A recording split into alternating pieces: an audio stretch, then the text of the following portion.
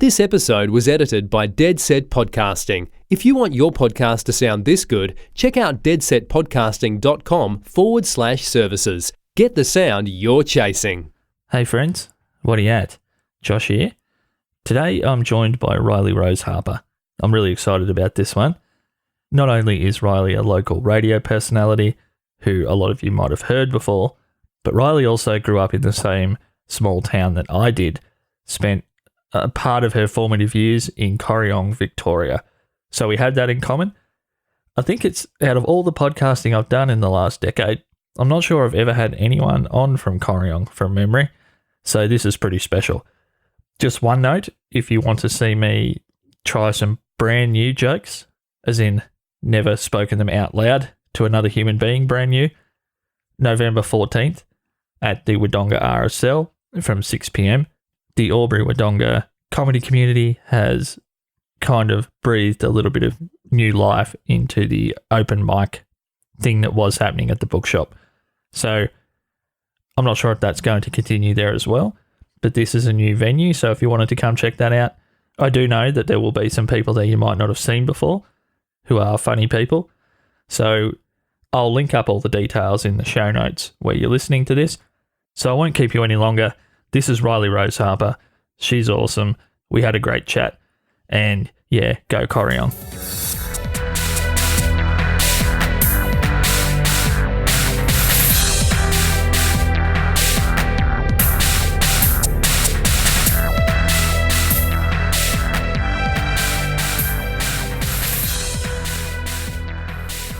Riley Rose Harper, welcome to the Half Deconstructed studio. Thank you. Do you know I'm a little bit nervous?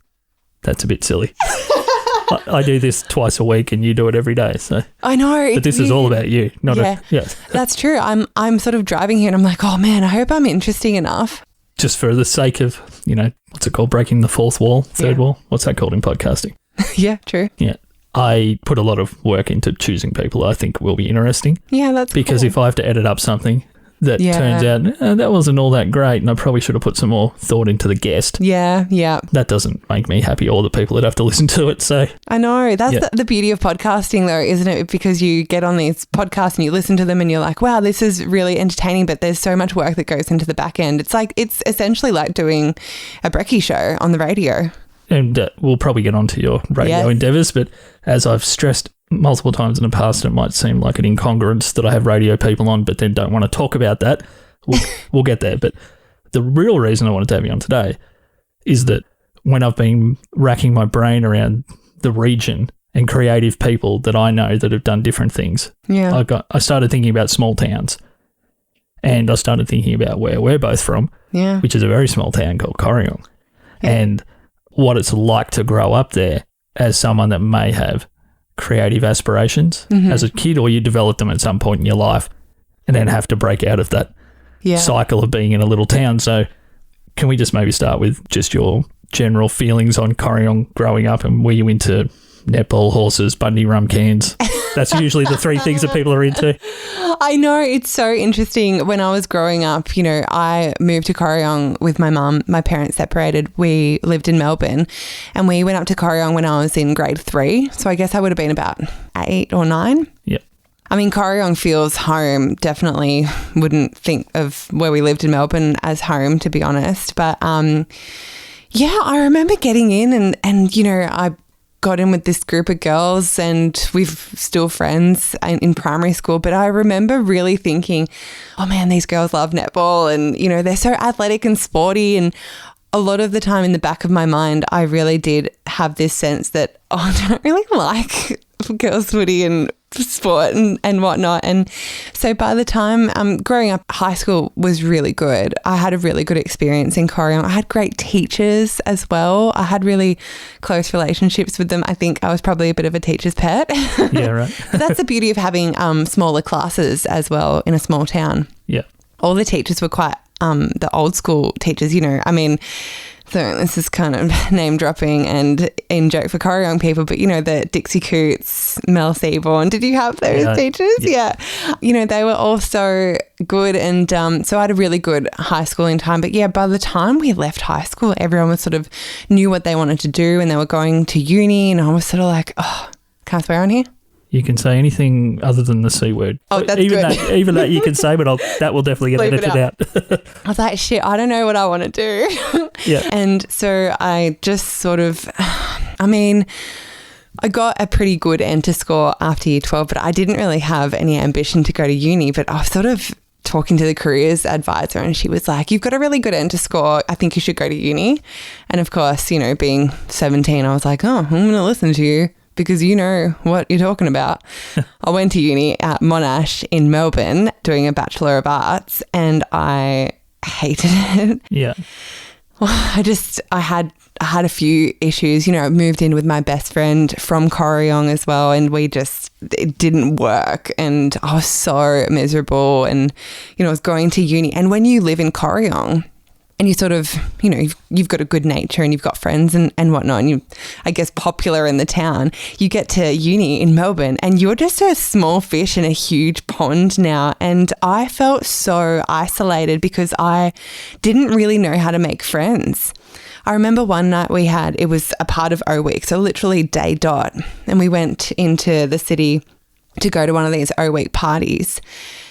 And we were there for about half an hour. I just took a couple of my friends and I said, I have to leave. And we walked out onto the city streets of Melbourne. I was crying and I was literally like, I'm not popular. Like, how sad is that to look back on it now? But I struggled because I was like, I don't know anyone and this is scary. I ended up back in Corryong. Do you mind if we go on an early detour, which is normally what we do here? Something that about growing up in a town of a few thousand people is that you rarely, if ever, will come across somebody, even the person you know the least, you wouldn't consider them a stranger. Totally. And when you go to a place, like, you don't realise either how scales work when you grow up in Corryong. Yeah. You think, okay, that's everyone I know. It's a few thousand people. I know that face and I know them by name, and I recognise those few kids running around. You get to a place the size of Monash, which would be in the 35, 40,000 student, plus all of the faculty and everyone you're talking probably 50,000 people floating around. Yeah. You don't think about it, but it'd be like saying to yourself, I'm going to move to Wagga tomorrow and I'm going to be just as well known by everybody there. You would never think that was possible, but I don't think people explain the scale of university to people in Corryong either. No, definitely. Particularly not career advisors, because our career advisor was just someone filling in a couple of shifts. Oh, man. I did not feel prepared for it. Definitely not. Because that's one of the biggest culture shocks, isn't it? Coming from a little tiny place where everybody knows you, wants to help you, or they know your parents, or however it works, there's a bubble around you. Yeah, it is actually a type of culture shock. You're absolutely right. Yeah. Hit the nail on the head. And my mum had the cafe in Corryong as well. Oh, good. Yeah. It's funny that came up on my notes. I'm like, I can't not talk about that. Oh, absolutely. Yeah, it's definitely a big part of my life in my formative years. That's for sure, Josh. So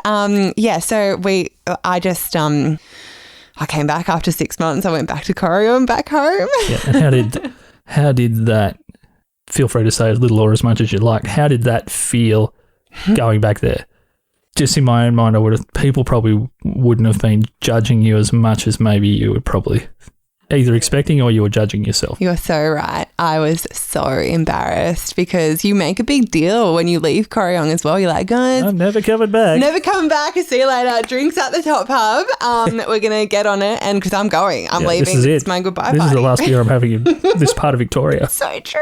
Yeah. So it was about 6 months that I got back, and I just, my mum was like, well, you can work in the shop. It's fine. You've always got a job here. So that's what I did. And that was really hard because everyone came into that shop too, and everyone would be talking about, was it called Tallulah's at that point? Tallulah's, yeah. We're talking about a cafe that, on a much smaller scale, it's basically Corryong's Beechworth Bakery. Totally. It's a cultural touchstone of the town. The Mexi burger was the bee sting. Yes, the Mexi burger was. I still have not had one comparable anywhere else yet, or even really seen one on a menu, to be honest. Yeah, they were so good. You basically were just seeing people that probably knew 20 times more about you than you knew about them, which it tends to be the way it works up there. That totally. When you're in that 18 to 20-year-old range, people keep track of you somehow. I even feel, a bit sad, even reliving that moment, because I do remember there was one moment in particular where this lady came in and you're right, I didn't really know her, and she knew me, and she was probably about my mum's age, and her kids had, all grown up in Corryong and stuff, and I don't know why she felt the need to comment on my life, but I kind of explained what had happened. I was telling everyone that I had deferred from uni for a year, by the way. I was kind of lying. I didn't have any intentions of going back, but that's what my story was. White lie? The little white lie. Yeah. Just make those conversations easier, I guess. Exactly. Like, I really needed something to say because I just couldn't bring myself to say, hey, I'm back, I failed, and I'm here forever now, bye. But this lady came in and I told her I deferred, and, she looked at me in the eyes and she said, don't get stuck here. And it was just so patronizing it upset me because I was so angry because I was like, why does she feel the need to say that to me? And I was defensive because I guess it probably tapped into an insecurity of mine too, because I was like, oh, well, I have failed maybe. But I do remember that. I still remember the lady too. Just for future guests, my goal is not to make people sad. So No, it's fine. But we're going to keep going on just a little bit deeper if that's okay. Absolutely. Do you think that it stung a little bit more because you happen to be working for your family? Yeah, definitely. Because that too. It's kind of like you've come home and you've had to be rescued by the family a little bit. Definitely. I mean, it would be not that I ever had the skill to help my dad in electrical, but he said to me, I had no interest in it, but he said at the end of school, because I was seen to be the most directionless, he said, if you want to do this, I've never had an apprentice, but if you want to be my one and only apprentice, and you know that you can make a really substantial living doing this job up here because of all the dairy work, and he built this real legacy business, a huge amount of customers. He said one day that could be yours.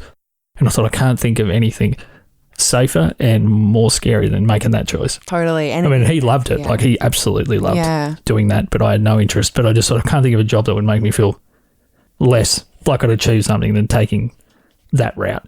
Yeah, I totally understand that. And, I mean, we'll get to it, but I did get a job at the bank in town as well. And I think that really helped because I don't know, I guess I kind of thought I was like this big shot banker now. Well, it's either how do you want your home lawn or how much sour cream do you want on your Mexi burger? Yeah, I know. Exactly. It's so true. Not both are important, but so I guess if we skip forward a little bit, you were working with the bank, and we don't have to dwell too much on that unless you have something interesting. I heard you say in an interview, sorry, things are just sparking off in my head, that you could have got, you said the word stuck before, but you could have got very comfortable with that bank job. Yes. And there may or may not have been a relationship that was also contemporaneous with the bank job. Yes. I'm not sure, but I'm pretty sure you said I had to make an active choice in the end. To leave Corryong because you'd built a very comfortable life there. Yeah, eventually. Totally. Yeah. I mean, basically my world in a nutshell then was I had this job at the bank at ANZ, and and they were really good for me actually too. They wanted to train me up to be a personal banker and stuff. I had no bloody clue about banking, by the way. Still don't know how to handle my money. Student over here. Oh my God, what the hell? Yeah, exactly. I'm like, guys, why did you want to train me in being a banker? Because I sucked. I wasn't that good. I mean, I had the I guess customer service skills, and that's probably, or everything else was probably teachable. So, so I had this kind of very comfortable life, and I sort of had this relationship, and I was like, maybe I just want my little white picket fence life, and that'll be it. But then on Monday nights, I'd go up to the community radio station and kind of flirt with this idea of being a radio announcer, and then by Tuesday morning, I'd be like, oh, I'm gonna go to work now, and that's fine. So were you at that point, and maybe we can approach the radio talk from maybe the direction of maybe your inspiration.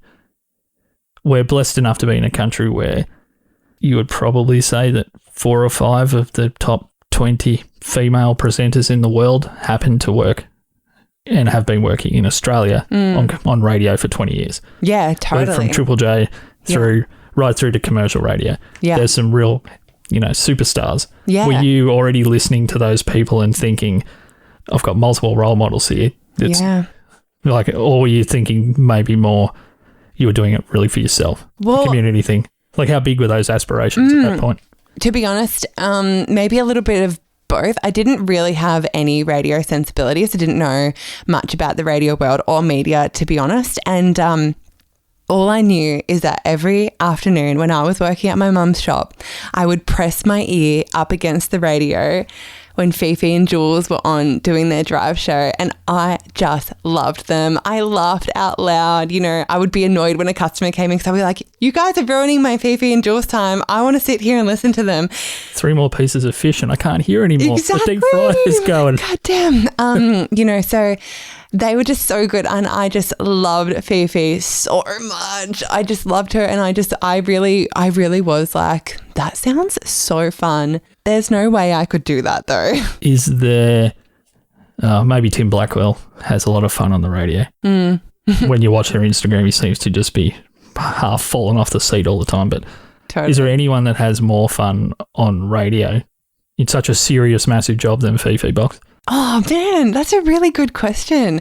I love but it was the pure joy that she was getting from radio that you were hearing, is that? I guess so. And I mean, Jules is obviously, he's a super talented media guy. So talented. Yeah. I think it was a little bit of that. They were doing mostly pretty lightweight stuff after Hamish and Andy, weren't they? Because no one was going to be able to do that instant humour, huge story arcs, complicated stuff that Hamish and Andy did. Yeah. So they went, I do remember listening to them a bit. They seemed like just a fun show. Yeah, I would love to listen to Fifi and Jules now that I've been in radio for a good while. And, you know, I'd wonder whether I still found that really fun and entertaining and whatnot. I probably would in some way and appreciate it. They used to do Fifi's blackout challenges. I think it was called blackout challenges. And oh man, it sounded just so fun. And I was like, yeah, that is such a cool job. And yeah, we'd have the radio and we'd have Star FM on in the mornings when I was working at the bank as well. And Ben and Christy were on, and I'd sort of be like, man, I wish I could do that. And like, or, you know, and Brendo would be on the day, and, you know. Yeah. So you could imagine what it was like when I actually got my job in radio, but we will get to that. Yeah. But yeah, just back to Corryong and this like comfort zone that I was sort of in. Yeah, sorry, I do tend to derail things. No, that's fine. I like a derail, but it was actually a lot harder than what I thought it was. You know, it was harder. It was hard in terms of what happened at Monash Uni and coming back. It was almost harder to leave again and to break out of that comfort zone. I did the Southern Cross Austereo Media Careers Boot Camp in Canberra. Sorry, just before, how long were you doing from when you first started doing community radio? And I did community radio in Corryong too, and I know that besides almost getting the station shut down a few times, playing European black metal bands by accident, I had no idea there was rules. Like none. We got no training of any kind. No, God, The only guy that gave us any training was Tim Fisher. Okay. He came in and he said, oh, you guys, you probably should put headphones on when you speak into the mic. They normally do at radio stations. This is a politician. He came in after 6 weeks. Yeah. That was it. That was the only training. It was by him. Wow. Yeah, try the headphones, guys, and you can hear yourselves. Oh my God, I love that. Yeah, because we had no idea what the levels were. Like the music was 20 times louder than the Where voice. was it when you were doing it? Straight across from, is it Hobie's, the sports store? Hobie's, yeah. Or oh, yeah. Formerly Hobie's, I think. Yeah. Yeah, so I don't think it's moved from there, has it? Oh, well, when I was doing it, it was in this kind of closet in the hospital, one of the hospital rooms. Yeah. Yeah, right. I don't know where it is now. Wasn't like the UK in the hospital radio? Yeah, well, that's what I kind of thought about as well. I'm like, it's kind of like we're broadcasting, to the patients. But, you know, I think we were just broadcasting to my mum. Yeah, that's what we're all doing back in the day.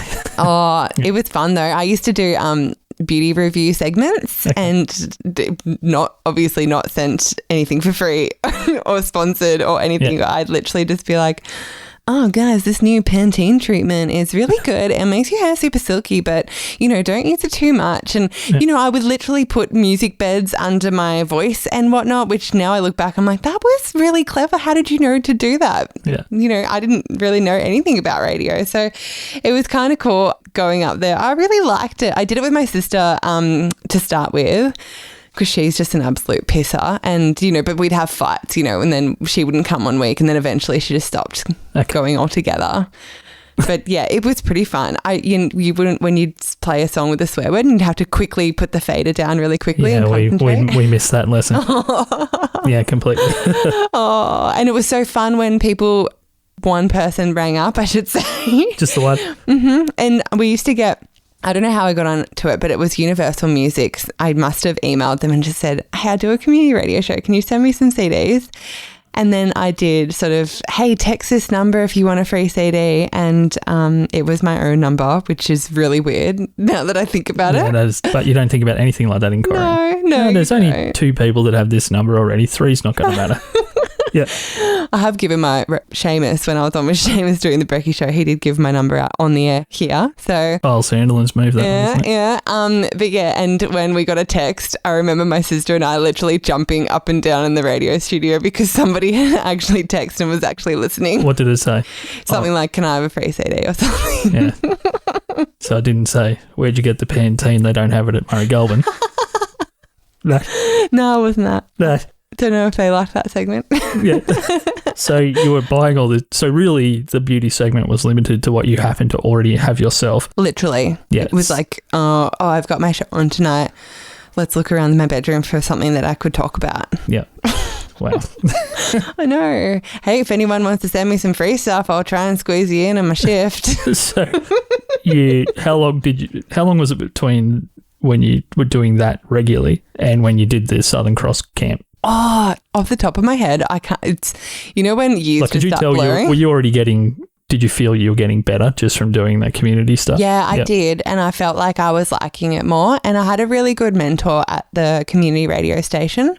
His name was Hugh. I don't know, you might know him. No, he mustn't have been there when we were doing our stuff. Yeah, he was really good and he was really encouraging. And he was like, Riley, you should really try this because I think you've got something good. And I think you've got something special. And that was really nice because I didn't really have much confidence in myself. I mean, don't we all not have any confidence in ourselves? And he actually heard the ad on the radio for the Southern Cross Austereo Media Careers Bootcamp, and that's when he said, you should really do it. And by that stage, I was sort of like, oh, all right, I'll just give it a crack. But I didn't realise it could end. I didn't even know what Southern Cross Austereo was. Yeah, right. So, I didn't know that was the connection to Star FM, Fifi and Jules, all that. I didn't know. So approximately on the timeline, when was this happening? Yeah, so I think I was doing community radio for maybe 18 months to 2 years. Okay. Yeah, so I was giving it a crack. Every week?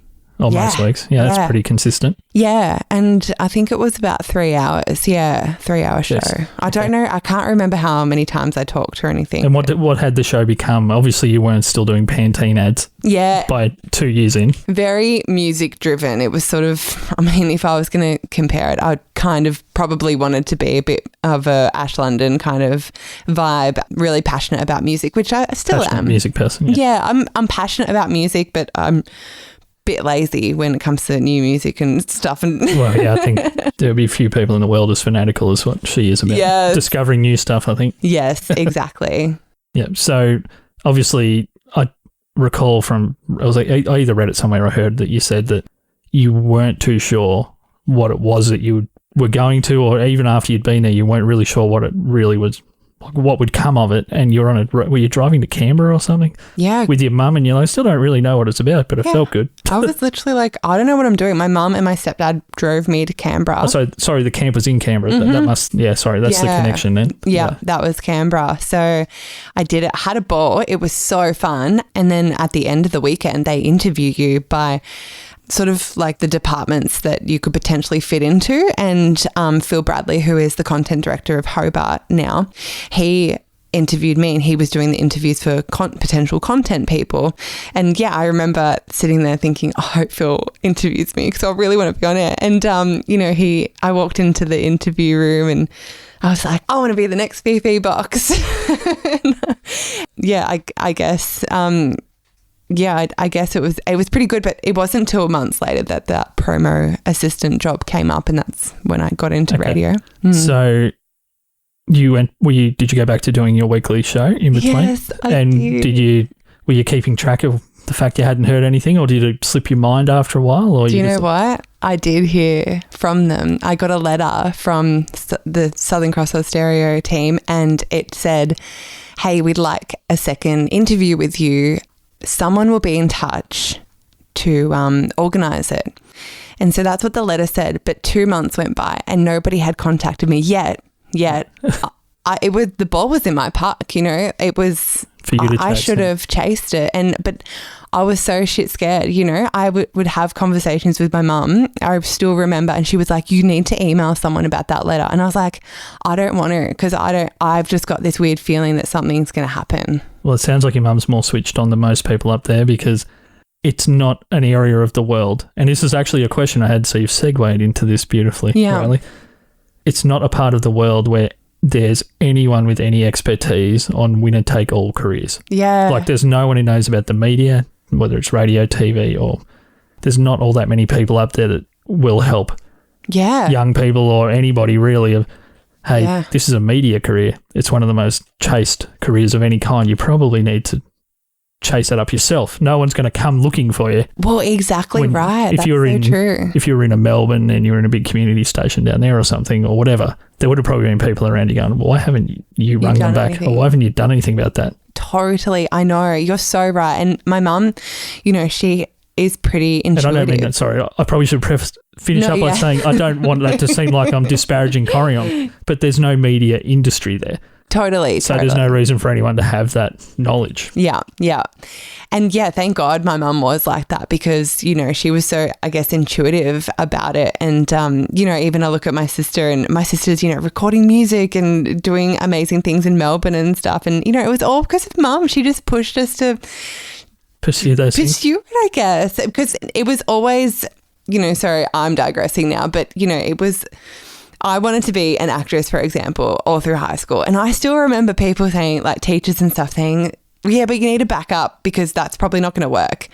And, you know, and I think about that now and I'm like, well, maybe it will work for some people, because you need those people to have those big dreams, because it's going to work for some people because they've got that drive there. So why not encourage, you know, a 16-year-old wants to be an actress. Well, sure, it sounds far-fetched, but if she wants to go for it, bloody go for it. And I'll take the tangent even further. I think and I've got several teachers in my family. I think part of it's the fact that to fully invest in the creative strengths of each individual child, when you're talking about a group of people that are already overworked and underappreciated to the point where their workloads are so much bigger than people realise, and they're doing so much in their off time. Yeah. To then have to individually tailor the conversations and the effort that you give every child of different levels of creativity or intellect or whatever, I think the job just then becomes too overwhelming. Like, what resources do you have in Corryong to truly help a kid that wants to do that?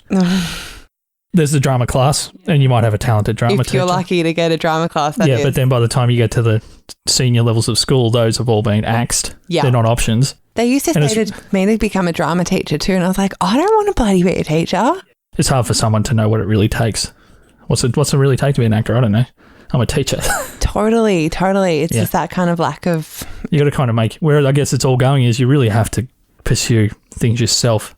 You do. In little towns. You do, absolutely, if you want it badly enough. So your mum obviously pushed you to... Did you end up reaching out yourself, or did they reach out? Yeah, so it was about 2 months, and I got in touch, and then I met Phil again for another interview at the station, but there wasn't anything going then. And I was relieved, to be honest. I was like, oh, thank God, because I don't want to go for something. I don't want to leave. But I couldn't admit that to myself as well. That was just, in hindsight, that's what I know what was going on in my mind now. Like, I was kind of just pushing it down and just kind of using that as an excuse. Like, oh, Mum, you know, he said that there was nothing going at the station, so I'm not going anywhere. And it was when it was all sort of in, maybe it was a couple of weeks later actually, but yeah, a job came up as the promotions assistant. And I was like, oh my God, I'm seriously having panic attacks, because I'm like, I need to go for that, because that's pretty good. That's a really good foot in the door. And promotions assistant, you sort of learn from the ground up then. Yeah. Anyway, but I was so scared, Josh. Seriously, this is no word of a lie. I couldn't talk to Mum about it because I didn't want her to know what was going on, like this inner turmoil. I couldn't talk to my sister about it because she would have just been like, you're an idiot, you need to go for it. And so I booked a doctor's appointment and I went and saw a counsellor at the hospital in Corryong. Okay, you didn't see the GP. I don't know. I must have seen a GP first and then got a referral or something, because I sat down with this lady and I was like, got a job at the bank. I don't even really like it. I don't know what I'm doing. I've got a boyfriend. I'm kind of miserable. And I've got this opportunity to potentially go for this radio stuff, but I'm scared. I don't want to leave and I need help and I need you to tell me I should leave, I guess. I don't know. I can't even really remember the conversation, to be honest, because I was crying a lot and, it just kind of all spilled out of me. It sounds like it was about a little bit more than the potential radio job. It really was. It really was this kind of just comfort. So, I mean, I was 23 by then as well. So this was a few years out of school. And I mean, I was old enough to be moving away and moving out of home. And I just wasn't. I was watching people move to Melbourne and they were coming back and they had these cool lives. And I was like, oh, shit, like I'm just working at the shop. Yeah.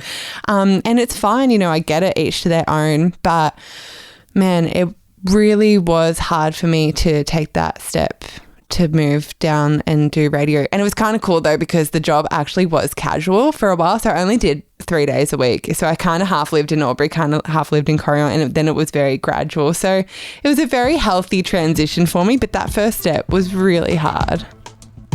Hello, welcome to the mid-roll. This is a very special ad spot and it could be yours. So this is the perfect time in any podcast to promote your band, your business, your website, Instagram, whatever it is that you want to promote for yourself. And just from what I've been told, this is about the right place to put one. So am I excited about this? I've been thinking about that. And yeah, I kind of am, to give the opportunity to good people in the area to promote themselves for what I'm thinking is a pretty good price. Sponsorships at punchingsideways.com to discuss that. And yeah, just to answer the question about being excited, I'm more excited than an emo rock singer rummaging through their hairdresser's handbag. Okay, sponsorships at punchingsideways.com. So we won't go too much into the specifics of what you were doing day to day, but when was it that you obviously had the idea you'd like to be on air? Yeah, that's probably why you choose to start right at the bottom of something. Yeah. So was there long between when you actually were on air and when you first started doing the promotion stuff? No, about 9 months. Okay. So yeah, when I first started doing promo, but I was very transparent with everyone in there as well. Even when they decided to put me on full time, I was like, guys, just so you know, I don't want to do promo forever. I really want to be on air. And I mean, they've heard all that before. And they were so supportive though, really supportive. And I'm so grateful for that. So Brendo was the workday announcer there and he was really good because he gave me the 5 a.m. shift to pre-record before the Brekkie show came in. Okay. So I pre-recorded it after I'd finished all my promo stuff. And promo was such a hard job. Like we worked so hard, events and competitions and just all this back-end admin. And yeah, it was a 2-man team, myself and Kayla Gardner, and we were really good. We got it all done, but I'd finish my job in promo about 5:30, 6 o'clock, and then I'd go into the studio and I'd record these breaks for the 5 a.m. shift. And because I wanted them to sound perfect, it used to take me like 2 hours to do a 1 hour shift, We're talking like 30-second breaks. Mind you, they were probably about 2 minutes back then. I'd had no concept of tight and bright. Yeah. So just for people that aren't familiar with what you were doing, you would basically just it was going to be a small part of a music shift. Yep, small part of a music shift. It was sort of like, guys, the Brekkie show is going to be in soon. Here's a funny thing they did yesterday. And then just throw to And were you deciding what the funny thing was, or did the content people decide that? I can't remember, to be honest. I think maybe I was getting the bits and pieces together because, I mean, people, they were pretty chill about the 5 a.m. spot as well. They were sort of like, go nuts. So yeah, it was pretty good. So I only did that for a couple of months actually. And then that's when the workday job came up and, I went into our general manager and I was like, can I please apply? Yeah. But I thought I was way too green. Yeah. So if we go forward a little bit, and it's probably why most people that are listening today that don't know you personally would probably still know you, that you moved into that breakfast shift, which I guess for most radio people like yourself, that's where you want to be. Yeah. So, and did you start in that shift with Seamus? Were you put in there at the same time? Yeah, we were. I just actually remembered something just to go back slightly. That's fine, yeah. my first shift on radio, on the air at 9 o'clock, I said the F word. Was it a frustrated F word because something was going wrong, or was it just you just dropped an F word because you were relaxed? No, I'll tell you what happened. I didn't really know how to use the panel properly, and I sort of was just like, yeah, I got it, no worries. I'm going to go and do my shift.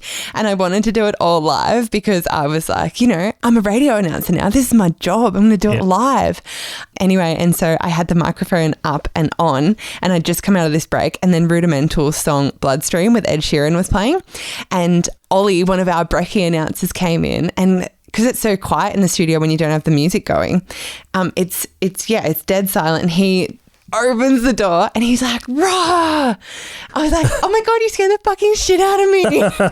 And that got broadcast to all of Albury, Wodonga and surrounds. So I was about it. Yeah, right. Man, I was so devastated though. I thought they were going to walk me. I literally thought that's it. Like, that's my first shift on air. Yeah. And I said the F-bomb. Yeah, it's a pretty strange circumstance though. Oh, it would have sounded like you're making it up. Yeah, well, someone read in. Oh, sure he did. Yeah, right. I actually remember our general manager. He came back from, he was away for work or something, and he came back in, and it had been a couple of days. And he hadn't said anything to me. I knew that he knew what had happened. And I just went up to him and I was like, "I'm so sorry." And he just put his arm around me and he's like, "I know that you would have beaten yourself up about this enough, so don't worry about it. Accidents happen." And I was like, "Oh my God, thank you, God." But yeah, so that was my first shift on air. And that's a cracker. I know. I always wanted to laugh about it. I was just like, I can't wait till so much time has passed and I can laugh about this now. So now we can laugh about it, Josh. Happy that you've got that relief. Yes. So brekkie, yes. So I was on the workday and I was always very, again, transparent. I said, I really want to be in breakfast, want to do a show. And yeah, I had to go through the same process of applying and demoing with, I think I did 4 different demos.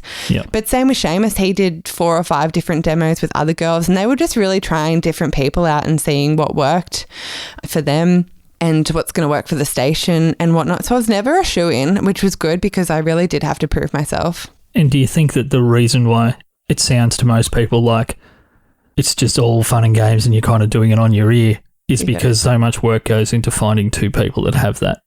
Whether it's you can argue the right way, fight the right way, forgive each other or get along or giggle with each other or whatever. Yeah. And because you guys had a very natural vibe. Yeah. Do you think that's because of, I mean, obviously Albury's a slightly bigger market than some. Do you think it was because of that much work? Like when you first came together, did it feel like it was the culmination of a lot of work? Well, I do think we did have that sort of instant chemistry on the air. I remember thinking though, when we did the demo, he brought up a topic that was like, "Oh, is it okay to buy your girlfriend service station flowers?" And I was like, hell no, because I knew that light and shade would work really well. But then it sort of carried on into everything, and Seamus and I really did have a good light and shade. Yeah. But yeah, there is a lot of work that goes into that chemistry, I guess. It's funny. To me, as an outsider, it feels like the work goes into making it sound like there's not a lot of work. Yeah, like totally. That's kind of where everyone wants to be. Yeah, exactly. It doesn't sound like much is much is happening really. It's just off the cuff. Yeah. Kind of thing. Yeah, it's so true. And, I think... So you obviously know Seamus far better than I do, but in my experience, he's a born entertainer type. Yeah. Did you feel like it was strong from day one, or was there still a lot to figure out? Oh, that's a really good question, actually. Because you are different. Well, obviously now I've met you properly in person. You aren't really the same, anything alike in person. Oh, God. Oh, really? That's so funny. Yeah. Oh, I don't really know. It was, I think I don't know. That's probably a tough question. It's kind of tough because I guess more so when you've got this is how, after the first time I think Seamus and I spoke, he described himself as a paid radio clown, which I don't think is very fair, but that's what he just said. If you've got a massive personality taking up a certain amount of gravity in a product, how do you find your own? It's like being in a band. Like I know I was that guy in the last band I was in. I wrote most of the songs. We didn't practice if I wasn't going to be there. If I didn't like what the other guys were writing, then they'd look at me like, is that good enough? And I'd be looking at probably not. So I was the gravity in that band. Well, it's true. And, you know, I think even for that 2 years that we were on together, even for me, it's sort of, I don't know, you feel like you do grow as a person on air. And, you know, that I guess there was a lot of me, like, so, you know, sort of questioning, like, what is my thing and what is my personal brand and stuff. And I used to, you know, try and talk to my content director and be like, I don't know what my thing is. And I kind of still don't, to be honest. I'm just working it out. And I guess that can be a thing when you're, you know, through your 20s maybe. But I don't know whether that's a long-term creative choice of I'm going to be the person that doesn't know what's going on. Yeah. I think at a certain point you kind of have to. Yeah. Unless you go full on into that. But yeah. Yeah, I mean, I wasn't trying to push you into a corner then and saying, oh, well, Seamus took up all this room. What were you doing? It's more of a, how do you find... Yeah. Because it's only from having conversations with the guys in the band now that they're like, yeah, we couldn't do anything without you. And you decided everything without realising you were even doing that because you were writing all the music, etc. Yeah. And it's only looking back that I now know that, okay, I was taking up a lot of space in that product. Yeah, in that band or that song or whatever. So yeah. What would you say your thing is now? Oh, you know what? Because, I mean, to your credit, you did play because I know just from seeing the things you posted now, meeting you, that you're pretty sharp, but you were pretty good at playing what is going on here? Yeah. Like, is this all going to hell? Yeah. Basket? Yeah. Yeah, like honestly, I still feel like I'm just working it out. And I actually haven't probably properly reflected on what I brought to the show and whatnot and, you know, what I could potentially give to another show or co-host. And it has been good stepping away from breakfast because I think sometimes you're so close to it as well that you kind of need to step back and just think, oh, I need to work my own thing out. Yeah, if the opportunity's there again, I'd like to come with more of a thing or a bit more of a skill set or whatever. Yeah. Well, thank you for joining me. Thank you for having me. And yeah, you're welcome back at any point. Oh, thank you. Yep. I've seen Corryong sometimes. Do you get up there ever? I've been going up more in the last month probably than I have in a long time. Yeah, trying to get in some dad time. Yeah, of course. Yeah, definitely. Right, is there anything else you wanted to leave us with? Oh, I don't think so. Okay, can I just give you a 2-second quiz? Oh my God, okay. This is one word answers because I've heard you defend Corryong to people from Albury and I've heard you defend Albury to people from Melbourne. So I nearly had a fight with someone at the winery walkabout. I remember that story. Yeah. Oh, do you? Yes. Oh my God, it was so good. And I was like, you know, he's like, Albury's so shit. And I was just like, well, why come back here? You know, I'll get my sass on. Yeah. So if you had to take someone to Corryong, just as a friend or whoever, and you wanted to show them something that you think is really Corryong, what would you do? Or where would you take them? You know what? I went out with my boyfriend in April. We went to the Men from Snowy River Festival.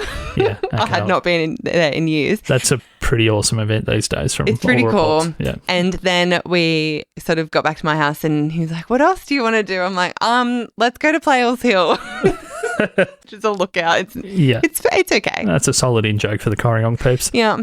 And I guess if we take that same question, what would you do in Albury to really show people this is Albury in a nutshell? Oh, definitely. Or Wodonga or the region. Yeah. I don't know about going anywhere, but I'm definitely a big fan of going out for brekkie or brunch. Yeah. And I think Wodonga has really good brekkie spots and cafe culture. And I really like it. Favourites at the moment, I haven't been there for ages, but I love As Thick as Thieves. Okay. It's really good. That one's on Dean Street. And maybe the one at the train station in Wodonga. That I cannot remember the name of. Bean Station. I think that I'd probably just dump them in Bright in autumn and just say, enjoy yourself. I'm going to Beechworth. Yeah. Yes, I really love Bright though. Yeah, it's pretty easy to impress people around here if you drive an hour that way towards the mountains. I know, but that's the weird thing. Look at all these beautiful little towns. Let's go for a drive. Yeah. Exactly. Well, Riley, thank you so much. And thank you for having me. Thank you for being the first person I think I've ever had on from Corryong on any podcast I've ever done. I think I've done 900 episodes in 10 years. I don't know whether I've ever had a Corryong person on, so it's a pleasure. Oh, thanks for having me. Excellent. Thank you. This episode was edited by Dead Set Podcasting. If you want your podcast to sound this good, check out deadsetpodcasting.com/services. Get the sound you're chasing.